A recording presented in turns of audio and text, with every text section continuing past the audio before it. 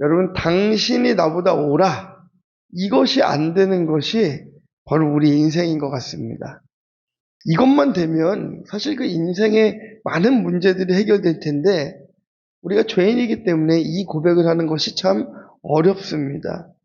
여러분, 오늘 그 새 첫 주일을 유다의 설교로 시작을 해요. 가룟 유다가 아니고 창세기에 나오는 유다입니다. 요셉의 형제 유다의 이야기로 우리 첫 새 문을 열게 됩니다. 여러분, 창세기의 흐름에 우리가 요셉은 기억을 참 잘해요.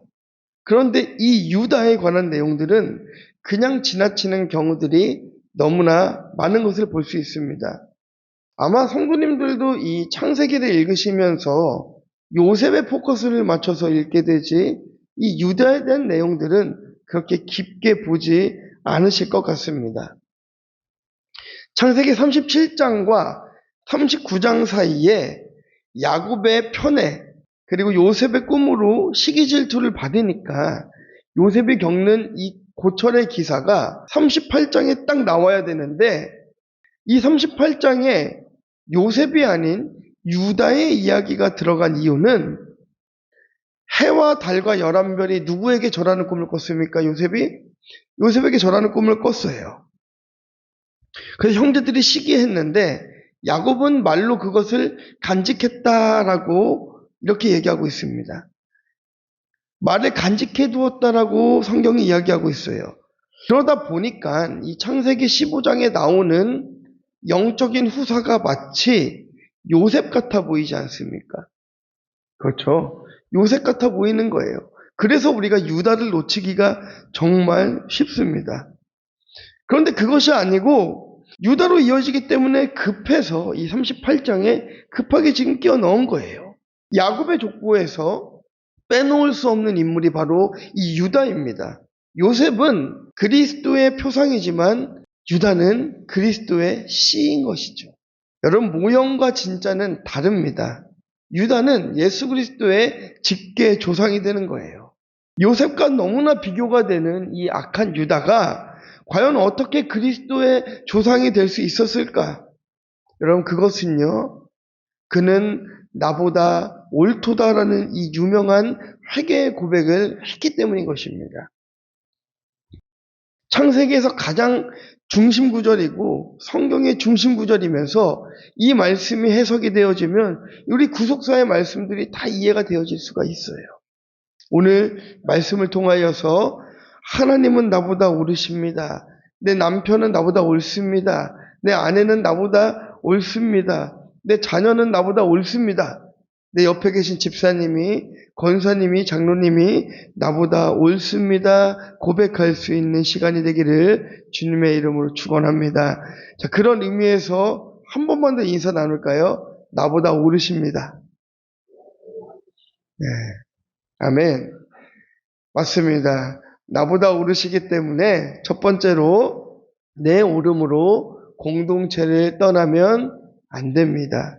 자, 우리 12절 말씀 함께 보도록 하겠습니다. 얼마 후에 유다의 아내 수아의 딸이 죽은지라. 유다가 위로를 받은 후에 그의 친구 아둘람 사람 히라와 함께 딥나로 올라가서 자기의 양털 깎는 자에게 이르렀더니, 여러분, 사실은요, 모든 문제가 나는 옳고 너는 틀려에서 시작이 됩니다. 여기서 많이 시작이 돼요. 그러니까 문제가 생기면 다 누구 탓입니까? 다 네 탓이죠. 내 탓이 안 되는 거예요. 자, 이 12절 말씀에 보니까 여러분, 얼마 후에라고 되어 있죠. 얼마 후에라고 되어 있는데 그동안 지금 무슨 사건이 지난 후에라는 말 아니겠어요? 이게 지금 1절부터 11절까지의 말씀인데요. 그 내용을 잠시 요약해 보자면 공동체를 떠나고 이 유다가 불신 결혼을 합니다. 불신 결혼을 해요. 그러니까 불신 결혼을 하니까 문제 아들이 나오고, 문제 아들을 하나님이 죽이시는데 그것이 하나만 죽이는 것이 아니라 둘이나 죽는 그 고통을 유다가 당하게 돼요. 자, 그런데 그거에 대해서 유다는 그 책임을 전가합니다. 책임을 전가합니다. 누구에게요? 며느리 다말에게 책임을 전가하는 거예요. 그리고 며느리 다말에게 이 일은 20여 년 동안 일어난 일이에요. 아주 고난이 아닌 고통을 겪은 아주 좀 슬픈 스토리가 될 수도 있겠습니다. 자, 우리 1절 말씀 함께 보도록 하겠습니다. 시작. 그 후에 유다가 이로부터 떠나려가서 히라와 가까이 하니라. 유다가요, 여러분, 아버지가 그렇게 이뻐하는 요셉을 이제 팔아먹었어요. 형제들과 함께 팔아먹고 얼마나 큰 죄책감이 있었겠습니까? 죄책감이 드는 거죠. 그 죄책감은 자신에게만 이어진 것이 아니라 아버지와 그 형제들에 대한 환멸로 이어졌습니다. 아버지와 형제들은 유다가 보니까 악하기가 짝이 없고 그 다음에 시기와 질투로 요셉을 죽이려 하지 않았습니까? 물론 유다는 은근슬쩍 생각해주는 척하면서 팔았어요. 형제들은 죽이자고 했는데 자기는 생각해주는 척하면서 요셉을 팔아버렸습니다. 그러니까 이런 사실에 환멸을 느껴서 지금 믿음의 공동체를 떠나는 것이죠. 여러분, 항상 떠날 때에는 너 때문이야라는 이유가 있습니다. 항상 떠날 때에는 나 때문이 아니고 너 때문이야 하면서 떠나는 것이에요. 여러분, 우리는 상처를 주고받는 상태에서 사랑을 주고받는 것 또한 배울 수가 있는 것입니다. 그래서 환멸도 느껴봐야 되는 거예요. 믿음의 공동체라고 여러분 다 선하기만 하겠습니까? 그렇지 않습니다. 다 선한 것만은 아니에요. 그런데 유다는 지금 이러고도 모두가 지금 하나님을 믿는 사람인가? 이렇게 생각하면서 자신이 몸담아야 될 믿음의 공동체를 떠나게 되는 것이에요. 하지만 이 유다가 믿음의 공동체를 떠나 이방 사람 히라와 가까이 지냈는데 그때부터 유다의 삶이 완전히 내리막으로 치닫는 것이에요. 여러분, 우리도 내 안에 그 죄의 문제가 해결되지가 않으면 유다처럼 이제 뭐 배우자 탓, 식구 탓, 누구 탓 이렇게 하면서 그들과 헤어지고 싶은 마음들이 불쑥불쑥 막 올라옵니다. 여러분, 헤어지면 잠시는 편할지도 모르겠습니다. 왜 그러지 않습니까? 학생들이 내가 고등학교만 졸업하면, 내가 대학에만 가면, 막상 대학에 가면 어떻게 됩니까? 또 다른 걱정들이 또 기다리고 있어요. 아이고, 취업은 어떻게 해야 하나? 내가 대학만 졸업하면, 내가 직장만 들어가면, 직장 들어가니까 또 어떤 문제가 생겨요. 아유, 또 결혼은 또 어떻게 하나? 결혼하고 나니까 또 아기는 나니까 또 아기는 어떻게 키우나? 아기가 좀 키울만 하니까 또 어떻습니까? 또 애가 사고치기 시작해요. 저걸 또 어떻게 하나? 그러다 보면 또 나이가 들어요. 아이고, 노후는 어떻게 하나? 끝이 없어요. 끝이 없어요, 여러분. 헤어지면 잠시는 편한 것 같아요. 이 믿음의 공동체를 떠나면 지금 당장은 나에게 쓴소리를 하는 사람도 없는 것 같고 간섭도 안 받는 것 같고 내가 편할 것만 같은데 유다가 공동체를 떠나서 이 이방 사람과 만나다 보니까 그 인생이 내리막으로 내려가다라는 것이에요. 이렇게 공동체를 떠나는 실수를 하기 때문에 유다가 세상으로 떠내려가기 시작합니다. 아둘람은요, 가나안의 대표 성읍입니다. 우상숭배의 집결지가 바로 이 아둘람이에요. 근데 여러분, 유다가 이 헤브론을 얼마나 떠나고 싶었겠어요? 요셉만 편애하는 아버지로부터 떠나고 상처 입은 도시 아니겠습니까? 그러니까 헤브론에서 아둘람까지 내려갔다라는 표현을 사용하는데 이걸 원어로 보면은요, 높은 곳에서 낮은 곳으로 내려갔다라는 표현이에요. 그러니까 그것이 부끄러운 일이라는 것을 유다의 그 무의식이 가르쳐 주니까 공동체를 떠나면서부터 영적으로 다운되기 시작하는 것이죠. 그리고 믿음의 공동체를 떠나서 누구랑 놀기 시작했습니까? 히라와 놀기 시작하는 거예요. 이방 사람과 놀기 시작하는 거예요. 그래 히라가 유다에게 여자를 소개시켜 줍니다. 돈 많은 집안의 미모에 성적 매력을 갖춘 이런 여자를 소개시켜 주는데 그 아내의 이름은 언급되지도 않고 가나안 사람 수아의 딸이다라고 되어 있어요. 근데 이 수아라는 것이 바로 부요함이라는 뜻입니다. 부요함. 그러니까 하나님의 간섭이 싫고 믿음의 간섭이 싫어서 세상으로 떠나가면 누구든 유다와 같은 실수를 저지를 수가 있다라는 것이에요. 아버지를 떠났습니다. 공동체를 떠났습니다. 그래서 와가지고 이방 땅에 와가지고 돈 많은 사람이랑 이쁜 여자랑 결혼했어요. 그런데 유다의 인생이 피는 것이 아니라 내리막으로 내려가고 있다라는 것이에요. 여러분, 그렇기 때문에 나의 오름으로 절대로 공동체를 떠나는 악을 저질러서는 안 되는 것입니다. 자, 두 번째는요, 내 오름으로 하나님의 뜻을 판단하면 안 됩니다. 13절, 14절 말씀 함께 보도록 하겠습니다. 시작. 어떤 사람이 나만에게 말하되 내 시아버지가 자기의 양털을 깎으려고 이마에 올라왔다. 그가 그 과부의 의복을 벗고 너울로 얼굴을 가리고 몸을 휩싸고 딥나 길곁 에나임 문에 앉으니 이는 살라가 장성함을 보았어도 자기를 그의 아내로 주지 않음으로 말미암음이라. 여러분 7절에 보니까 이 성적으로 방종하고 영적인 기업에는 전혀 관심이 없어 보이는 이 첫째 아들애를 하나님께서 죽이십니다. 자, 그리고 이어지는 8절부터의 말씀도 한번 보시면요. 8절에서 10절 말씀인데요. 함께 읽겠습니다. 유다가 오난에게 이르되 내 형수에게로 들어가서 남편의 아우된 분분을 행하여 내 형을 위하여 씨가 있게 하라. 오난이 그 씨가 자기 것이 되지 않을 줄 알므로 형수에게 들어갔을 때에 그 형에게 씨를 주지 않냐라고 땅에 설정하매 그 일이 여호와 보시기에 악함으로 여호와께서 그도 죽이시니. 여러분 보세요. 오난이 씨가 자기 것이 되지 않을 줄 알기 때문에 형수에게 들어갔을 때 그때 그 씨를 주지 않겠다고 땅에 설정했다라고 얘기합니다. 그리고 이 일이 여호와 보시기에 악하기 때문에 둘째도 죽어요.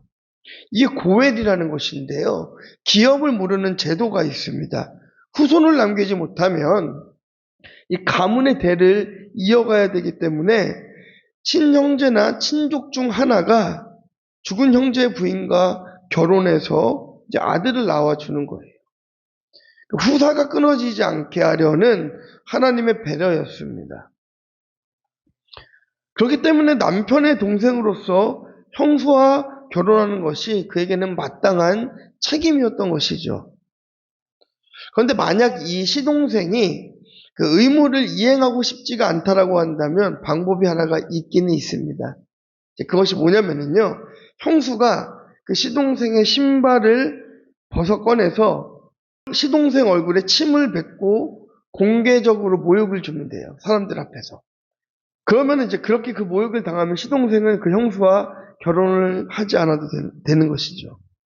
그런데 여러분, 오난은 수치를 당하고 싶지는 않은 거예요. 그렇게 모욕을 당하고 싶지는 않고, 그렇다고 결혼해서 그 재산을 나눠주고 싶지도 않은 거예요. 왜냐면은요, 형이 이미 죽었으니까 이제 그 재산이 전부 다 자기께 되는 거잖아요. 그런데 형수와 결혼해가지고 형수가 아기를 낳으면, 아들을 낳으면 그 재산이 누구께 됩니까? 그 아들께 되기 때문에 이 오난은 그 재산을 주기도 싫고 수치를 당하고 싶지도 않은 것이에요. 그렇기 때문에 잠자리를 할 때마다 땅에 설정했다라고 되어 있는데, 이제 우리 성경에는 땅에 설정했다라고 되어 있는데요. 이게 원어로 보면은요, 형수에게 들어갈 때마다 정액을 땅에 던져서 파괴했다라는 거예요. 그러니까 다말이 얼마나 수치스럽겠냔 말이에요. 네. 아들을 얻기 위해 시동생이랑 결혼을 해야 되는데, 이 시동생은 부부관계를 할 때마다 아이를 못 갖게 하는 거예요. 성적인 쾌락만 찾겠다라는 거예요. 자기 즐거움만 찾겠다라는 거예요. 그것이 하나님 보시기엔 너무 악하니까 이 둘째 또한 죽게 됐던 것입니다. 이제 유다는 그 며느리 다말을 통해서 기업을 이루려면 이제 남은 막내 아들을 다말에게 주어야만 했습니다. 그런데 그 상황 가운데 유다가 책임 전가를 하기 시작하는 거예요. 자, 11절 말씀 보겠습니다. 시작. 후사가 그의 며느리 다말에게 이르되 후사라고 내 아들을 죽이고서 내 아들 셀라가 전쟁하기를 기다리라 하니 셀라도 그 전쟁같이 우리가 능력합니다. 가만히 가서 그의 아버지의 이스라엘이라. 그러니까요, 여러분. 유다는 장자 엘이나 찾아 오나니 죽임을 당하는 걸 보면서도 그들이 여호와 앞에서 악했다라는 것을 전혀 인정하고 있지 않는 거죠. 인정하고 있지 않는 거예요. 오히려 며느리 다말이 이 불행을 가져왔기 때문에 이 집안에 이사단이 났다라는 거예요. 여러분, 옛날에 우리나라 안 그랬습니까? 여자들이 아들 못 낳으면 누구 탓이었어요? 여자 탓이라고 하잖아요. 소방 맞잖아요. 근데 이게 현대의학이 발전하니까 이게 뒤집혔습니다. 그게 남자 탓이었습니다. 남자 탓이었어요. 그러니까 다말이 보니까 얼마나 억울하겠습니까? 지금 유다가요. 첫째 아들이 죽은 것도 둘째 아들이 죽은 것도 우리 집안에 지금 풍지박살나는 이게 전부 다 자기의 잘못이 아니고 내 죄의 결론이 아니고 다말 때문이라는 거예요. 하나님의 뜻과 계획은 고엘을 통해서 고엘 제도를 통해서 후사를 이어가는 것인데 유다는 스스로 하나님의 뜻을 막 판단하고 있는 것이에요. 문제를 자신에게서 찾는 것이 아니라 며느리 다말에게서 찾는 것입니다. 자, 이런 상황 가운데에 지금 유다가 누구에게 위로를 받고 있습니까? 그게 오늘 본문인 12절 말씀입니다. 함께 보겠습니다. 시작. 그의 유다의 아내 수아의 딸이 있습니다. 유다가 이루를 하는 후에 그의 친구 아둘람 사람 스노와 함께 이사로 올라가서 자기의 양털 장들에게 이르러서 하나님의 위로와 믿음의 공동체에서 위로를 구하는 것이 아니라 세상 친구에게 좀 가서 위로를 구하는 거예요. 유다가 죄책감으로 인하여서 공동체를 떠나고 불신 결혼하고 문제 아들을 낳고 자녀들이 성적으로 막 방종하고 돈밖에 모르는 자녀가 되어서 죽은 것은 여러분 유다의 악의 결론인 것입니다. 유다의 불순종의 결론인 것입니다. 그러나 유다는 자신의 오름으로 가득 차서 하나님의 뜻을 분별하지 못하고 고통의 터널로 파고 들어가고 또 들어가는 것입니다.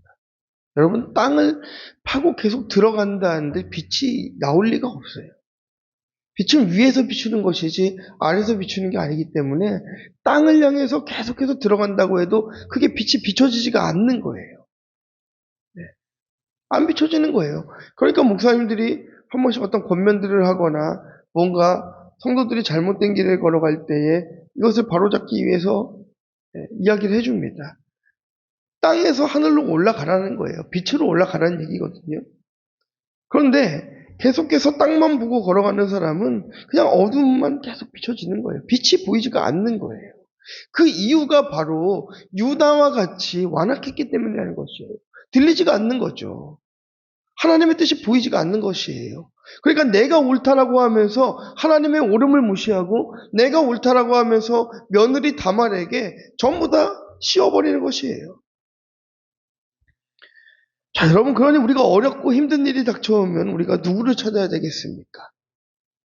저기 어디 무당이라도 찾아가서 굿이라도 한 판 해야 될까요?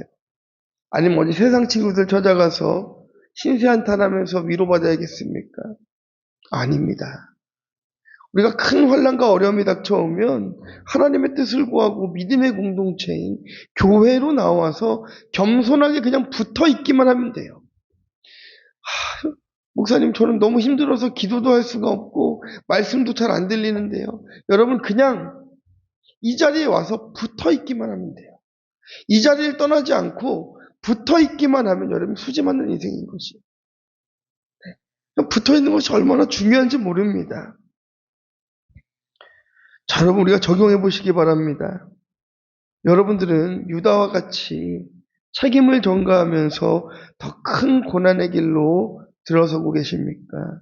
아니면 하나님을 찾아 해결의 길로 가고 있습니까?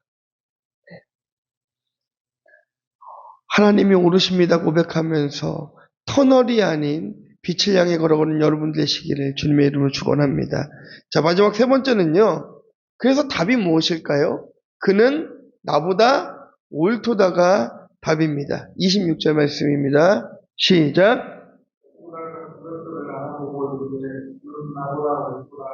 내가 그를 내 아들 셀라에게 주지 아니하였으므로라 하고 다시는 그를 가까이 하지 아니하였더라. 여러분 15절에 보니까요. 그가 얼굴을 가리었으므로라고 하고 있습니다. 유다가 그를 보고 창녀로 여겼다라는 거예요. 예, 지금 다말이 변장하고 있는 중이거든요. 그런데 그 다말을 보고 창녀로 여겼다라는 거예요. 근데 여기서 참 우리가 편견을 가지고 본다라는 것이 뭐냐면요. 우리는 늘 이렇게 생각해요. 어떻게 며느리가 몸을 파는 여자인 척 그렇게 하고 있을 수 있는가? 그래서 다 유다 편입니다. 대한민국 할머니들은 다 유다 편이에요. 그런데요, 여러분, 유다가요, 지금 아들을 잃은 슬픔들, 가족에 있는 그 우환들 때문에 너무나 슬픈데, 그거를 해결하기 위해서 그거를 잊으려고 바로 창녀를 찾아간 거예요. 그러니까 성적인 쾌락으로 있겠다라는 것입니다. 하나님께 감사드리지 않고 영으로 깨어있지가 않으니까 당연히 육의 쾌락을 찾아서 가나안의 방식 그대로 이방 사람들이 하는 방식 그대로 자기의 슬픔을 잊어보고자 했던 것이에요. 그러니까 여러분 이런 아버지를 바라보면서 첫째 아들 엘과 둘째 아들 오난이 어떤 영향을 받고 어떤 악을 저질렀는지 알게 되는 거예요. 하나님은 절대로 속지 않으십니다. 그러니까 아버지를 보면 아들이 보인다 이런 얘기 하지 않습니까? 유다를 보면 그 첫째 아들 엘과 오난이 보이는 것이에요. 자, 그래서 결국에는 이 며느리의 아버지가 관계를 갖게 되는 거예요.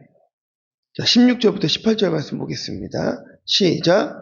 그리스도로 그에게 나아가는데 허가건대 나로 내가 들어가게 하는 그의 며느리 그 알지 못하였습니다. 그가 이제 당신이 무엇을 주고 내게 들어오려 내가 내 떼에서 염소 새끼를 주리라. 그가 이르되 당신이 그것을 줄 때까지 담보물을 주겠느냐? 유다가 이르되 무슨 담보물을 내게 주랴? 그가 이르되 당신의 도장과 그 끈과 당신의 손에 있는 지팡이로 하라. 자, 여기까지 보도록 하겠습니다. 여러분 유다에게 흔적이 남게 되었어요. 도장과 끈과 지팡이를 언약의 주도권을 다 넘겨버린 것이 다말에게 넘깁니다. 그냥 염소 새끼를 주리라 하면 들어오면 좋겠는데 다말이 끈과 도장과 지팡이를 다 내려오라는 거예요. 유다는 지금 분별력을 완전히 상실했습니다. 눈에 보이는 게 없어요. 그래서 여러분 그 여자에 속고 남자에 속는 사람들 보잖아요. 그러면은 등기부 등본 인감 도장 이런 거 다 갖다 줍니다. 속아가지고 갖다 주는 거예요. 유다가 지금 그 정도로 박해 있는 상태인 거예요. 네. 다말이 지금 요구하는 것이 여러분 이거 작은 거 요구한 게 아니거든요. 죄의 흔적이 남은 것입니다. 완전히 분별력을 상실했습니다. 그리고 이제 정신을 조금 차리고 보니까 이 도장과 지팡이를 빨리 찾아와야겠어요. 그래서 동네로 가서 그 창녀가 누구인가 찾습니다.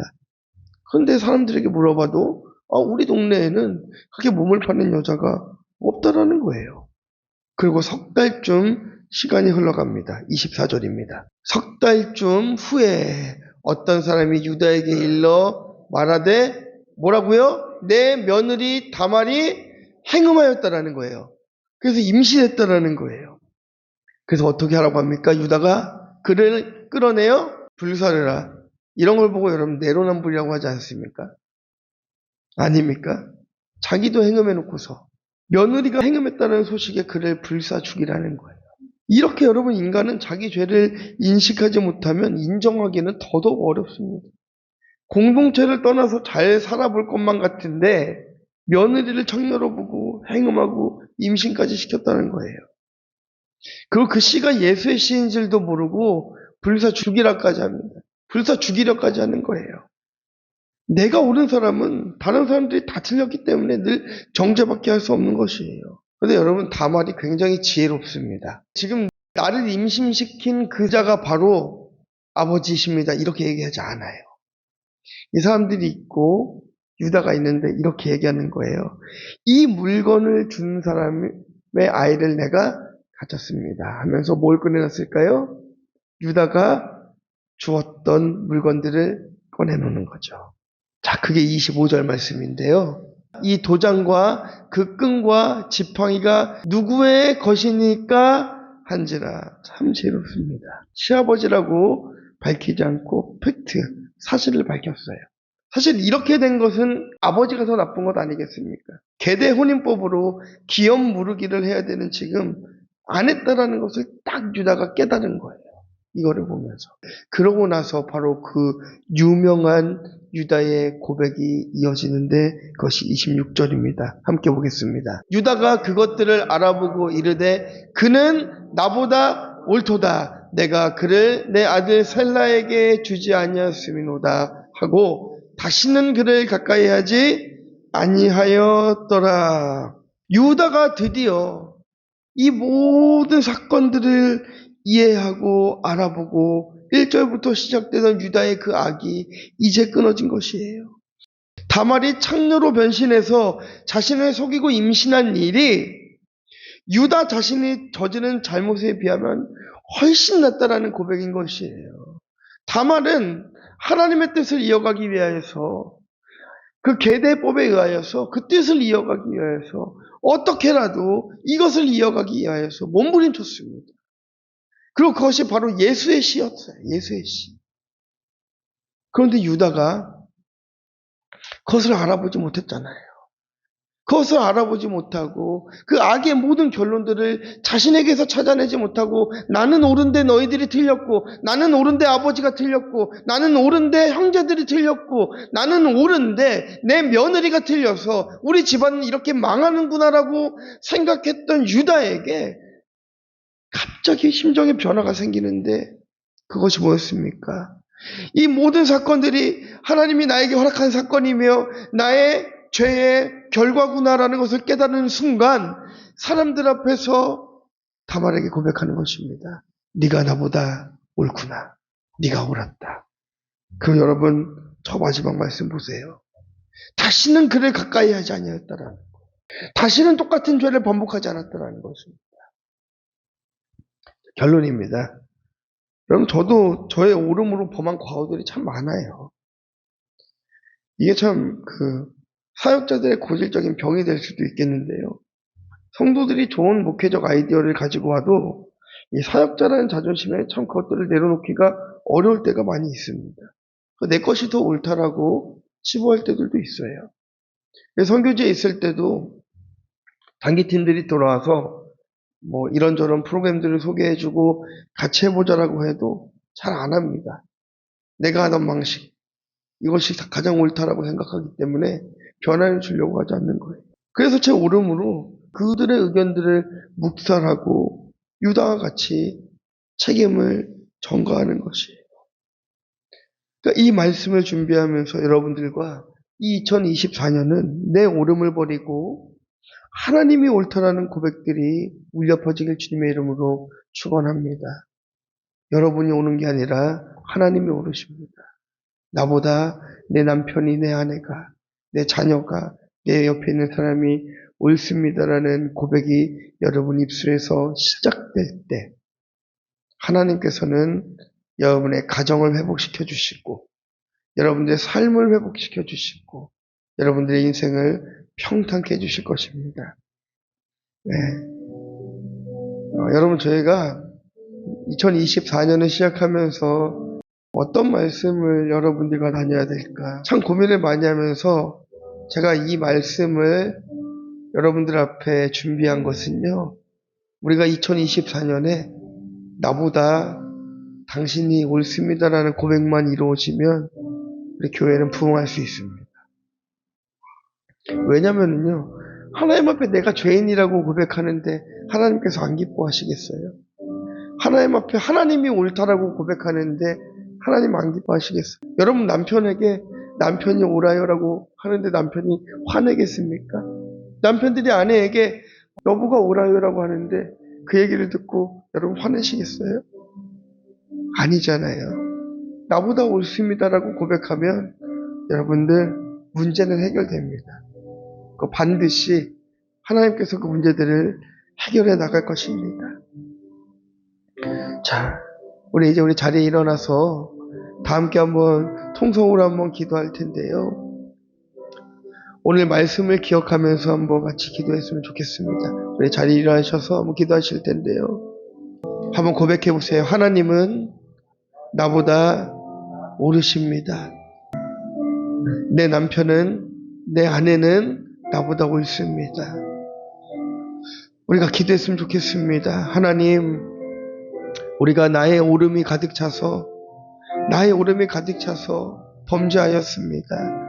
주님 용서하여 주시고, 나의 오름에 가득 차서 누군가에게 상처를 주었고, 나의 오름에 가득 차서 하나님 피해를 주었고, 내 오름에 가득 차서 무시하고 환멸을 느끼도록 했던 지난 과거들을 주님 용서하여 주시고, 이제는 우리가 겸손하게 주님 앞에 나가게 하여 주시옵소서. 우리 다 함께 한번 통성으로 기도하도록 하겠습니다. 하나님 감사합니다.